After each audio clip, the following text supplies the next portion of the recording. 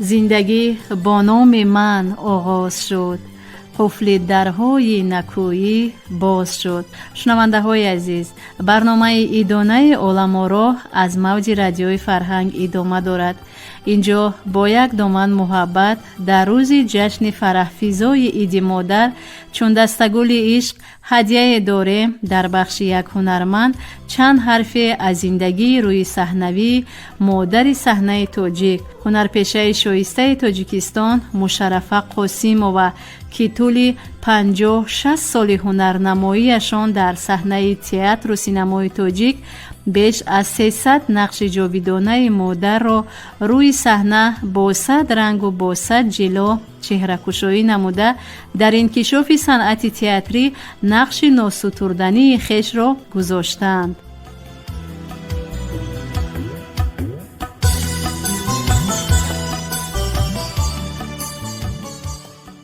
انسان ذاتاً از روز ازل و شناخت خویش به سوی زیبایی و درک عالم پراسرار نور و صفا می شتابد. آدمی از احساس زیبایی ذوق و لذت می برد. وقتی که سخن به لب می آوریم از باب زیبایی، لذت استتیکی، استعداد ازلی، صنعت و هنر تئاتر حرفه‌ای به اختیار چهره و اسم آوازه‌داری یکی از سرآمدان تئاتر تاجیک مشرفه قاسیمووا پیش نظرمان می آید. این بانوی هنر زیبایی و زندگانی را به هم توأم دانستند. هنوز 16 ساله بودند که حیاتشان را به صحنه و تئاتر پیوستند. او را درد برای صحنه آورد. در زمان عاقل‌کوش و جاهل پرور سالهای 37 آن هنگامی که اهل خانواده را با همه چیز و چاره خانه بردند، مشرفه جوان با مادر کلانش کنج خانه خالی تنها ماندند. آن روزگاران محبس فریاد را می‌ماند و می‌بایست از قفس خویش را وارهاند. اندیشید که تنها صنعت تئاتری فیغان سکوتش را در آغوش خود جا می دهد و به گوشها طبل بیداری می زند. آن هنگام یگانه پروازگاه همدم و همراز صحنه را یافت. با صدق و صفا به این مکان دل بست. فرنجی را از سر گرفتند و مشعل رخشنده در راه زنان ستم دیده سالهای 30 گشتند. اینجا مشرفه قاسیمووا دفتر خاطره های خویش را برگردان نموده یاد از جوانی و جوش و خروش صنعت و تئاتر نمودند. بیایید یک لحظه گوش می دهیم به آوای قلب این مادر گرامی، کهنسالترین هنرپیشه تئاتر تاجیک. از جوانی جوان بودیم، از دست کار میامد. این طرف تلویزیون رو، این طرف رادیو، این طرف تئاتر رو، این طرف رایان ها، دیپلم نخواه شهر و کار میکردن. ما که به دیپلم بودیم دن خلق و همه خلق و در آمده از حیات خلق. آن وقتا دراماتورگای زور نبود، همه دراماتورگای نو برآمد خدا ما همین که از حیات خلق می نوستن. توفخای سردار بودن محبت رایان و رایان که تمی گشتن. انا همین خیلی گوید رقص اشوله دست می آمدگی هنر کرده. همین یک کار کردیم که همین دل خلق و راه یافته. جاش بیاد گریه کرده، جاش بیاد خندانده، جاش بیاد. من همین خلقت روز گذراندیم که وای جوانی ارککی بود که چنان روز نبود که به من باشد و بیان و فرا. اکنون که پیر شدیم یکان کس خبر گیرد و یکان کس تلیفون کند و تئاتری که 50-60 سال کار کردم همین گذشته های فکر میکنم و محمد جان قاسم کته زندگانی منیم سرکم کته فرخ جان در حیاتم عمر نغز دیدم، آیله نغز به کلانش فرزندایش خیلی که توانستم دستم می آمدگی نغزه کردم که بعد از سری ما با ما هیچ خیلی ننگ نبیارن. خدا و شکر من حاضر دولت کلان هر روز تا رایان ها آدم هم میشناسد تا حاله. خدا الهی کم عمر کشد دراز کند. این مرد نمیدونم امام علی شریف و چطور شد و از کجا من شناختن، چی بودرم از کجا دانستن، چنان من دل برداری کردن که بعد از آن روزهای شیرین گذشت. بعد از این یک بار 4 پسر گم کردم. چنان انا همین آدم دیگر من زنده نگاه داشت. خارم هم خیزم هم نمیدونم این چه خیل انسان بود. کنیم با خیلا که از همه 1 ساله تا هزار نمیدونستگی آدمشان همه رحم دیدی، همه پرس آدم زاد زندگی من این آدم زاد زندگی این مهر دل، همین فرزند مادر فرزند با چقدر مهر ماند، گفت گنده زند از خود دور نکند، همین مهر دیگه چه جای کند. وای فرزند از 2 سالگی میفهمد، از وای فرزند بدی نمیبرد. باور کنید چی که نباشد میگد که مادرم همین عذاب کد من خلقه، چرا ما مادرم زندگی همین دیگر چیکار کنم.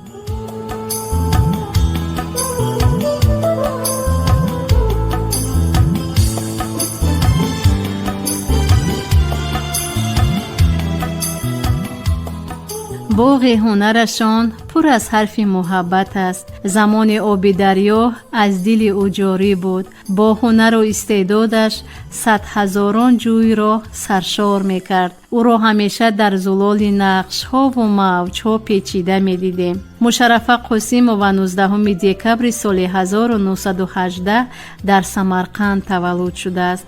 پدرش عارف جان رسولی را سال 1924 در قطار دیگر روشنفکران تاجیک به پایتخت تاجیکستان استالین آباد آن روزه به دوشنبه امروزه فرستادند. سال 1930 پدر مشرفه قاسیمова عائله‌اش را از سمرقند به دوشنبه آورد. مشرفه جوان در آن ایام به آموزشگاه طبی تاشکند داخل شده، پس از مرگ پدر در سال 37 مجبوراً آموزشگاه را پرتافته به نزد خواهر و دادرانش برمیگردد و طوری که گفتیم از آوان جوانی در صحنه تاجیک هنرنمایی کرده، با نمایش‌های تئاتری در ناحیه و دهه‌های تاجیکستان دائما برآمد می‌کردند و دائما در بین مردم بودند.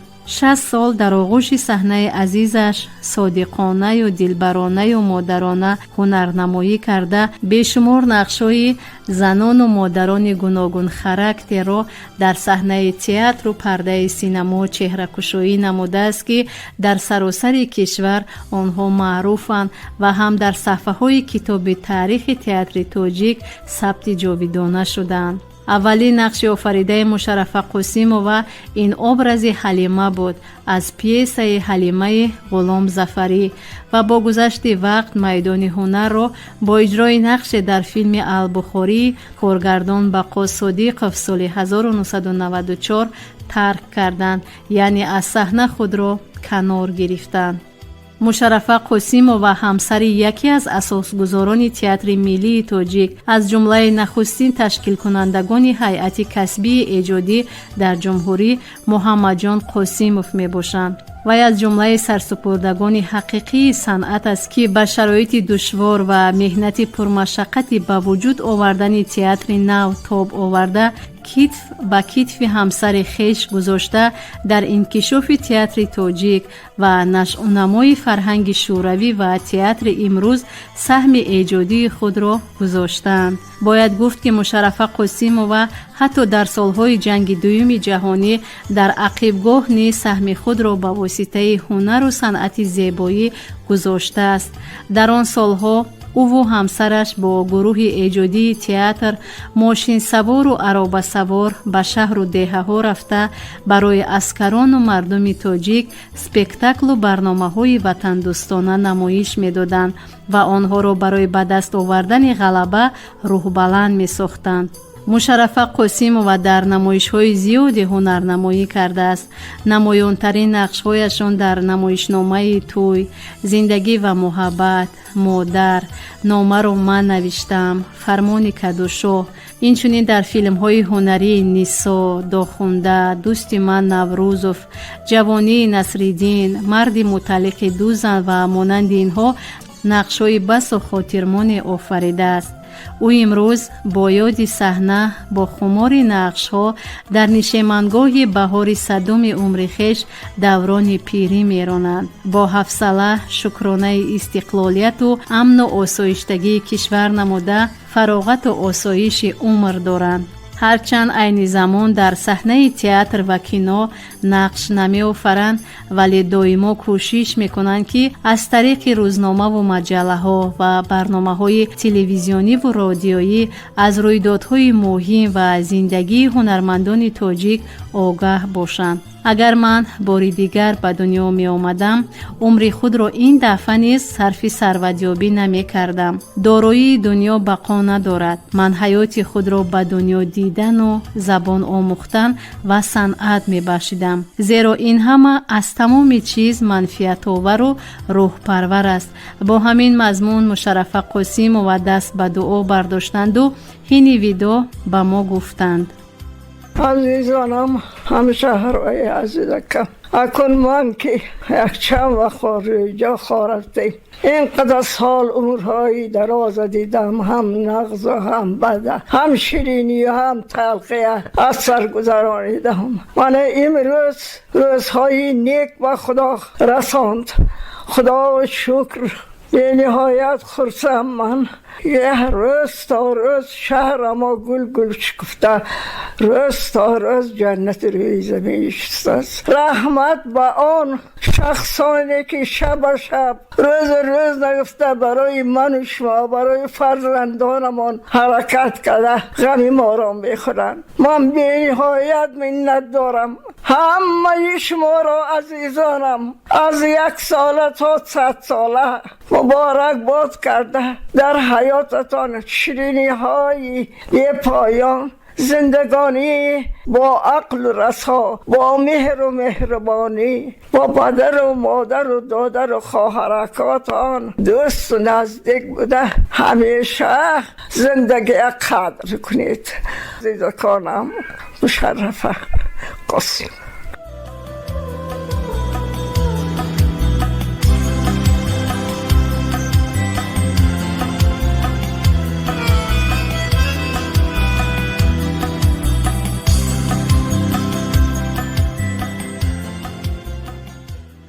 در انجام ما نیز در این روزهای فرخنده فصل بهار در روز تجلیل عید مادر در سیمای هنرپیشه شایسته تاجیکستان مشرفه قاسم و با کل مادران، استاد اطفال، معلم نسل‌ها، تربیتگر بنی بشر، زینت خاندان، شمع و چراغ روزگاران، با تمام مادران فرخنده و فرزانه این ملت پاینده تنصیحتی و خوشی‌های روزگاران را تمنا داریم. مهرت آوردم چو در روی ورق، ریخت از نوگ قلم نوری شفق. جاویدان شد از تو حرفی دفترم، مادرم جان مادرم جان مادرم.